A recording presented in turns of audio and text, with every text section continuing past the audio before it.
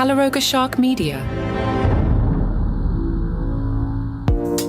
Hello, I'm Johnny Mac with 5 good news stories. Hey, good news for Darshan Singh Brar. Darshan, you're not dead. You see, Darshan was being transported to a wake because Darshan had died of a chest infection at age 80. Family, relatives, and friends had gathered for a banquet and cremation when the ambulance he was carried in received a nasty jolt from a pothole.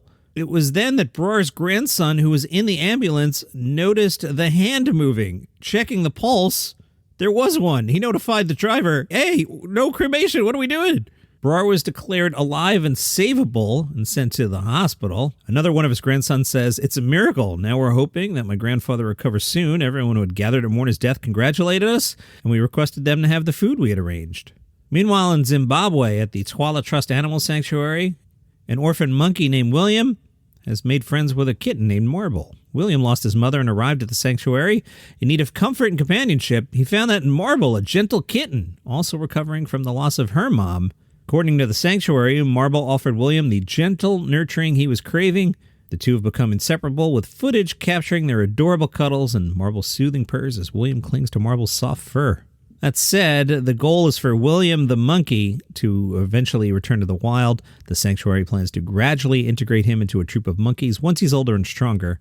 In Hawaii, they've replaced their last coal plant with a huge battery. The battery comprises 158 Tesla megapacks that began commercial operations on the west side of Oahu in December. The battery has a remarkable 185 megawatt instantaneous discharge capacity.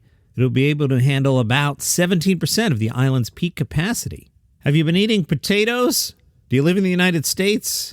According to the Department of Agriculture, 50 pounds of potatoes were consumed per person in 2019. That is the number one food thing. Number 2, are you curious? Tomatoes. Gerald Mandy is the chief executive of the nonprofit Norrish Science and says at some point, we're going to have to come to grips with how sick we are. It's more ultra-processed food that's the problem rather than potatoes, but it depends on what the potatoes are made into and how they're made. Potatoes can be a healthy source of carbohydrates. They contain vitamin C and B6 and important minerals like potassium, magnesium, and iron. But the vast majority of potatoes produced in the U.S. are sold in things like fries. There's a whole debate going on where potatoes should land in the food group categories. Cam Quarles is the chief executive of the National Potato Council. That's an advocacy group for industry farmers. Cam has called past efforts to limit potatoes in federal nutrition programs highly politicized and in opposition to the science surrounding the issue.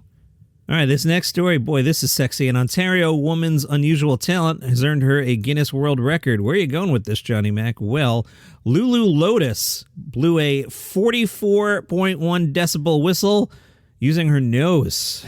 She learned she could whistle using her nose at age 7. She has earned a record for loudest nose whistle in the world when she visited Acoustics Engineering Limited and had her whistle loudness measured in a specialized room designed for precision recording. She tells Guinness, "I would love to attempt an even louder whistle." That must be fun to sleep next to.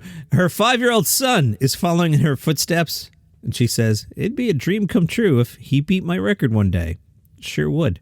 And that's your 5 good news stories for today. If you enjoy the program, tell a friend about it, and I'll see you next time. Have a great day.